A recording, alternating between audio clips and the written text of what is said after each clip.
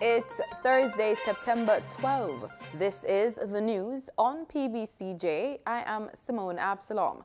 The 2019 Atlantic hurricane season is now in its most active period, and Prime Minister Andrew Holness is calling on Jamaicans to remain alert and ensure that they are prepared. He was delivering a statement to the House of Representatives on Tuesday. Prime Minister Holness also urged residents in low-lying and flood-prone areas to adhere to the evacuation warnings and alerts. Whilst your property is important, I would think that your life is more important than your property. And so it is wise, now we are in the hurricane season, to start putting together your alternative plans. Make contact with those relatives that you have in safer areas or friends that you have in the event that you have to evacuate. Plan out your routes, your mode of transportation if the worst should happen. He assured that the government has a comprehensive disaster response plan in place. We have already started as a government to put in place our response plans. We always have plans in place. The ODPEM and all the agencies that are involved in first response in the event of a hurricane, we always have these plans in place. We're meeting constantly. But given what has happened in 2017, when we experienced 2 Category 5 hurricanes that wiped out entire countries, and then what has happened now, I believe we have to intensify our planning. The National Oceanic and Atmospheric Administration is expecting 10 to 17 named storms, 5 to 9 of which are forecast to become hurricanes, including 2 to 4 major hurricanes. These figures are in an increase in the initial outlook of 9 to 15 named storms with 4 to 8 possible hurricanes. Today, September 12, marks 30 years since Jamaica was devastated by Hurricane Gilbert, the last time the nation took a direct hit from a storm. 4 schools will be removed from the shift system in the 2019-2020 fiscal year. Minister with responsibility for Education, Youth and Information, Carl Samuda, made the disclosure as he responded to questions posed by opposition spokesman on education, Ronald Thwaites, during the sitting of the House of Representatives on September 10. The following schools are slated to be removed from shift in 2019-20. Exchange All-Age School, 21.9 million. Albert Town High School, 30 million. Cedric Titus High School, 12 million. Port Antonio High, 30 million. Total to remove the shift, $93.9 million. Mr. Samuda noted that the 4 schools are among the 37 institutions that remain on shift. The minister said that the plan is to take all schools off shifts. The capital budget of $1.2 billion and $644 million has been budgeted for infrastructure works. 14 police stations across the island are down to be refurbished soon. The projects, which include the Kingston Central, Tivoli Gardens and Almond Town police stations in Kingston, are to take place under the Rebuild, Overhaul and Construct initiative. 8 contractors have been hired to do the job to the tune of $195 million. National Security Minister Dr. Horace Chang, Police Commissioner Major General Anthony Anderson and 8 contractors were present to sign off on the deals at the Ministry of National Security in St. Andrew this week. Overall, the government is set to spend $5 billion to improve 149 of 186 police stations island-wide. Former Deputy Prime Minister and Minister of Foreign Affairs and Foreign Trade and Health Minister Dr. Kenneth Baugh has been accorded an official funeral set to be held on September 19. Cabinet approved the date this week in recognition of Dr. Baugh's significant contribution to the government and the people of Jamaica. The official funeral service will be held at the University of the West Indies Mona Chapel at 1 p.m. Dr. Baugh died on Sunday, September 1 at the age of 78. He was a medical doctor and politician. On Tuesday, parliamentarians paid tribute to Dr. Baugh. Jamaica has indeed lost a patriot, and he'll be remembered for a long time. And I'd like to say, on behalf of the medical fraternity, particularly in the public service, the public space, as well as the constituents within the constituency of St. Catherine West Central, I would like to, on their behalf, express our deepest condolences to his family, to his wife, Vilma, to his 2 sons and daughter, to the extended family, and indeed to his political family. Outside of His Excellence as a consultant surgeon, outside of the fact about his quiet disposition, I believe that whether it was politics or as a citizen of Jamaica, Dr. Ken Baugh represented the best of. President of the People's National Party, Dr. Peter Phillips, is insisting that the party remains strong and united coming out of a fractious leadership race that was decided last Saturday. Phillips defeated challenger Peter Bunting to retain the leadership. However, the race took unpleasant turns with allegations of intimidation and vote buying. Dr. Phillips addressed this at a press conference held at party headquarters on Wednesday. It was a grueling campaign lasting 90 days.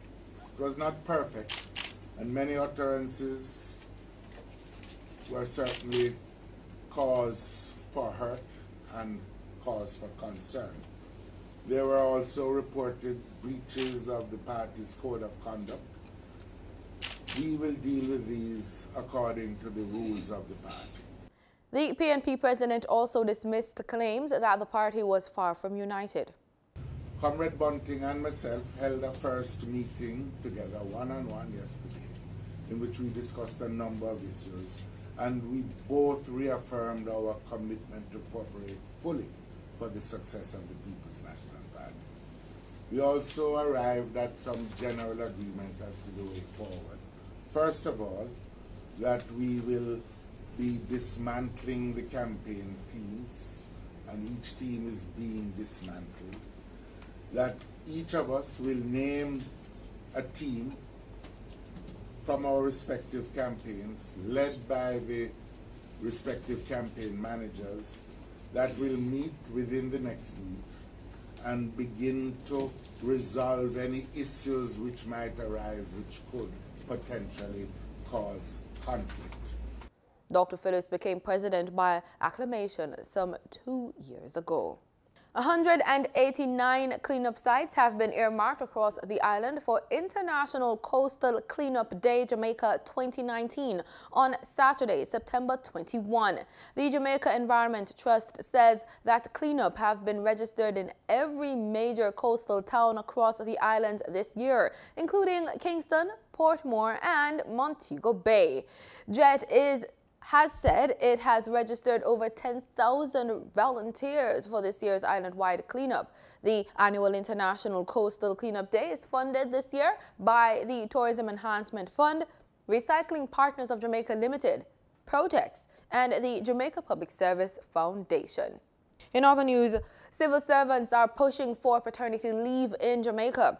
President of the Civil Service Association, Neil Grant, says the entity will be pushing discussions on the issue. O'Neill Grant told the press recently that fathers need time off from work at the birth of their children, similar to the period provided for mothers under the Maternity Leave Act. Grant said the JCSA will also be advocating for leave for adoptive parents. He's arguing that adoptive parents should be given time off to bond with the child, noting that this is akin to bringing a newborn into the world. In the meantime, Grant said that the JCSA is looking to extend the period for maternity leave. Jamaican students interested in robotics or just to participate in a worthwhile extracurricular activity can do so through World Robot Olympiad. We have more in this story. There are at least two ways that schools can get involved. One of the ways is through being a part of the World Robot Olympiad, which is something we launched in 2018. It's a global robotics competition. It's in over 60 countries worldwide, and it targets from the primary level right up to the high school level. So we've had 2 installations of this already, and schools will basically pay a registration fee, and with that they get a robotics kit, they get a competition mat, they get competition bricks, they get team jerseys, and all of this is through the sponsorship that we get to facilitate that. So schools are getting about $150,000 worth of value, including an online curriculum to train, and they're paying just about $16,000 to register. That was Marvin Hall, the national organizer for World Robotics Olympiad and head of Halls of Learning. He's rated among Jamaica's best mathematics teachers and is also the founder of Halls of Learning. Halls of Learning is an educational services company that introduces robotics to youngsters through robotics and coding workshops, after-school programs and clubs created to complement STEM skills, namely science, technology, engineering, and mathematics. Mr. Hall thinks that learning robotics teaches youngsters to be critical in thinking and can have a positive impact on academics and character building. We spoke to some of the students involved in Halls of Learning. I do find that it has greatly affected my teamwork. I used to not be very good with teams, but throughout the years I've had to work with many different teams, and it's really improved my teamwork skills. And I find with like the subject IT, information technology, we deal with a lot of computers, programming, all that sort of things, and this has definitely helped me there. It's one of my best subjects in school. My experiences with robotics competitions, they were just amazing, life-changing really, because even though we go to the competition, we'd also like stop by other like really like interesting people and locations. Like I've been to MIT multiple times and talked to people there, robotics museums, really cool museums and children's centers and science labs. It's just amazing. I saw my first 3D printing and laser cutting there too. Like the whole trip going into robotics competition, being a part of that team is just unforgettable. I started in the robotics club in 2010. I competed in 6 competition seasons of First Lego League with the team in Boston. And then during that time and after, I continued to work at Halls of Learning in their annual summer camp. And this summer, I'm actually back as intern for the whole summer. All right. So has it impacted your academic life, and how? Absolutely. So when I worked as a team member in the advanced group, I learned a lot of skills like programming, engineering skills, and that inspired me to go on to pursue a full-on engineering degree at Western University in Canada. Childhood Cancer Awareness Month is recognized every September by childhood cancer organizations around the world. That's what we're talking about in this report on Living Healthy.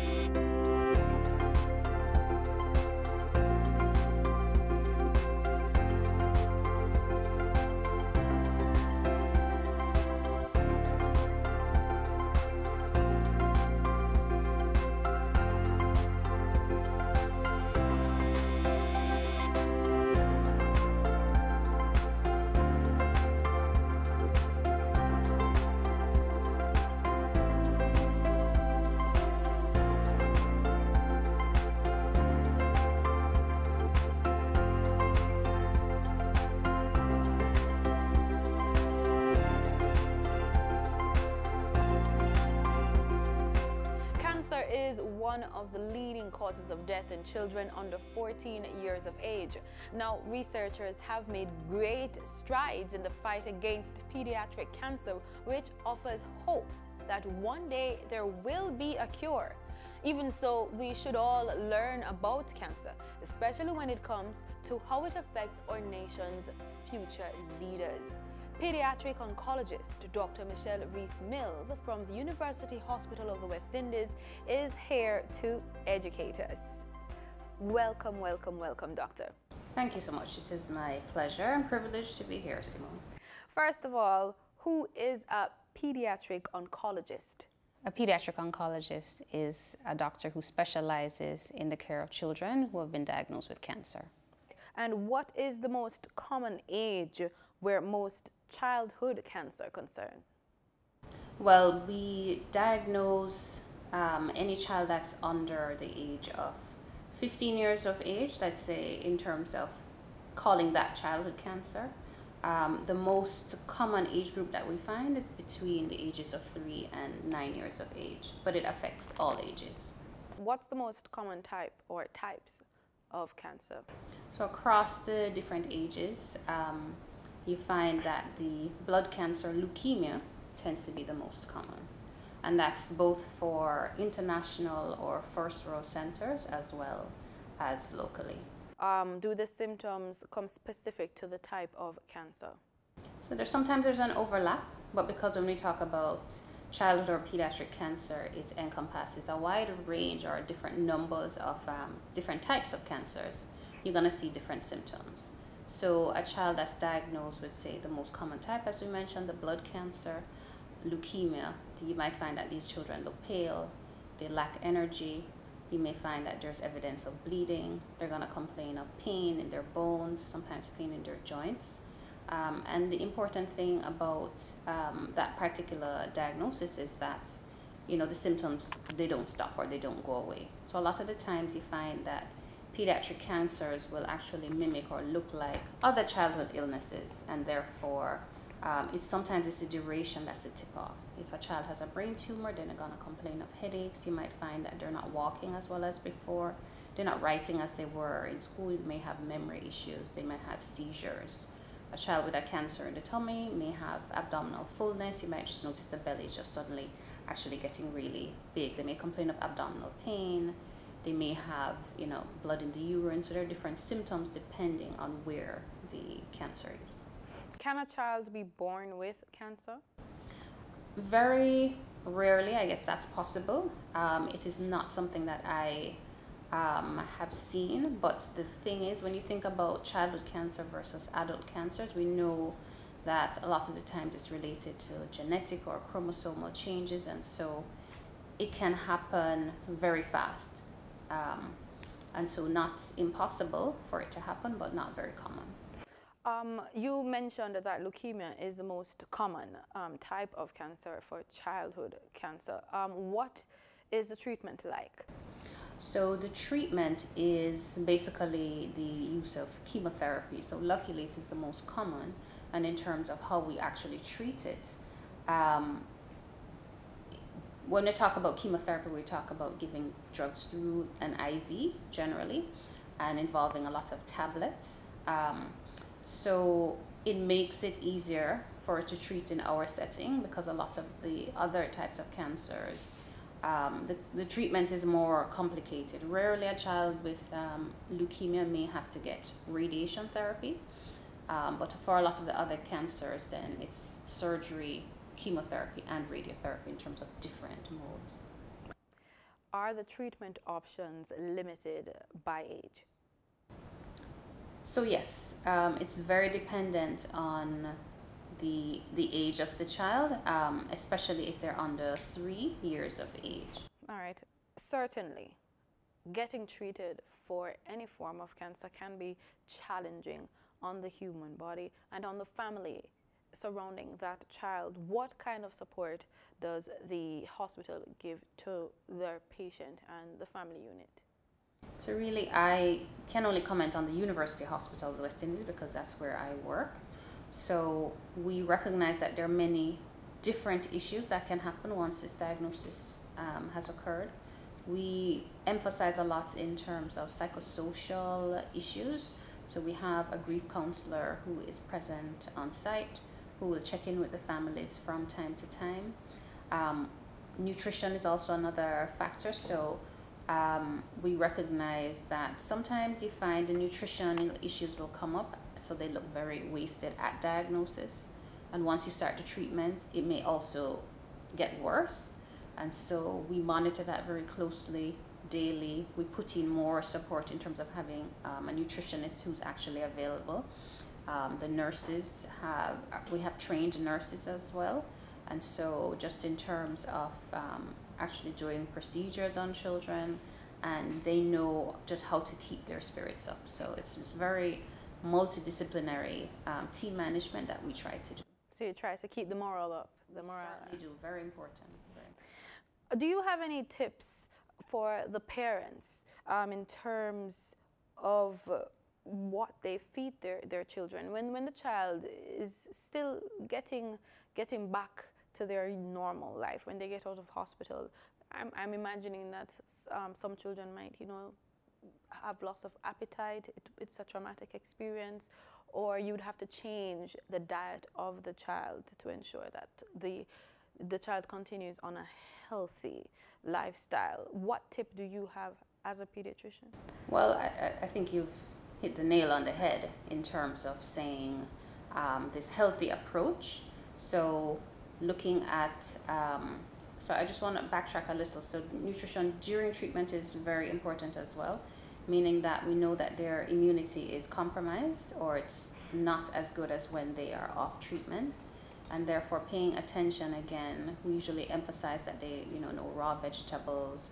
I mean, these are things that, unless they're vigorously washed, you can always, you may ingest, small insects, creatures, or whatever that can also compromise or worsen your immunity. So usually, cooked vegetables, soft foods, looking at, again, the emphasis at any stage is on, just a well-balanced diet in terms of, how much fats versus carbohydrates, proteins. And so after treatment, we, not a lot of junk food. You keep it healthy, in other words, and keep a check on what's happening with the weights. Post-treatment, sometimes, especially the kids who have been treated for leukemia, who've been exposed to steroids, sometimes overweight is an issue with that population as well. And so more monitoring is needed there. What about medication? What if the parent is having a problem getting the child to take his or her medication? Any tips for that parent? Well, it's always good for you to stick very closely to your doctor in that situation. But sometimes, we dissolve the medication, we mix it in something that's slightly sweet. We basically try to encourage the child or give rewards for taking the medication. We never punish. We never, make it a battle. I tell parents, don't get into battles with children. You can negotiate, but, you should never force. So if it is still a major issue, you need to discuss it with your physician. We've spoken about the symptoms of cancer, the treatment, but it's still a challenging disease for our medical practitioners, and of course the practitioners here in Jamaica. You have been working on researches and on just taking care of our nation's children. You have a symposium coming up to shed more light on that, to share information. Tell me about the symposium. Right, so this is a childhood cancer mini symposium. The aim of why it was organized really is to raise awareness during Childhood Cancer Awareness Month, as you mentioned. So we want people to recognize and to know more about the different aspects that are important in treating the children. So we have an international speaker that will be coming, Dr. Ravina Ramphal, that will focus on two specific cancers, Wilms tumor and osteosarcoma. And she'll be touching on both the medical and surgical management, but importantly, we are highlighting the emotional issues that these children go through. So we're discussing that as well as nutritional issues. We also talk about what about those population of children that we actually can't cure. So palliative care is more symptom management, including end-of-life care. So we'll be touching on that as well, because we recognize that, you know, while there's some cancers that are treatable, some are not, and how do we deal with those children, because that's a reality that we have to face as well. We talk about some of the side effects of medication as well, and there will be a speaker who will be touching on hemophilia, which is a little bit out of the cancer world, but also, you know, we often talk about cancer and other blood disorders together. All right. You mentioned side effects. What are some of the side effects that can happen when you get treated for childhood cancer? Well, again, very broad, but most people, when they think of chemotherapy, they think of you know, nausea and vomiting. You can get hair loss, which is a big deal for a lot of girls, but boys as well. More serious, the effect on the immunity, as I mentioned. So sometimes when your counts are very low, you can get very high fevers, you get infections. One of the things that we try to prevent is something called extravasation injuries. So sometimes when you try to give the medication, if it's not given properly, it can cause burns, which can be devastating if it's bad, because sometimes you have to involve the plastic surgeons. Those are the main ones that I can, you know, that I'm highlighting right now. But so we're always vigilant in terms of what can happen, and our aim is always to prevent. All right, thank you so very much, and good luck on the symposium coming up. Thank you so much.